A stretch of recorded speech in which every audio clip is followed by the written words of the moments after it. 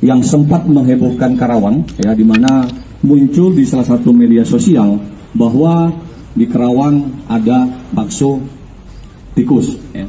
Kemudian kami juga melakukan penyelidikan di lokasi atau tempat yang diduga menjual bakso daging tikus, sehingga dua sampel ini kami kirim ke lab untuk diuji. Bahwa ini negatif dari spesies tikus. Ini aman, insya Allah daging sapi. Jadi yang negatif, ya, artinya bukan daging tikus. Oleh karena itu, ya, masyarakat Karawang, ya, sudah bisa lega, ya, tidak perlu khawatir ataupun ragu-ragu bahwa yang sempat viral itu adalah bukan daging tikus. Oke. Tentunya saya menghimbau kepada seluruh masyarakat Karawang, ya, ketika mengetahui sesuatu, ya, hendaknya tidak terburu-buru memviralkan sebelum mengetahui kebenarannya.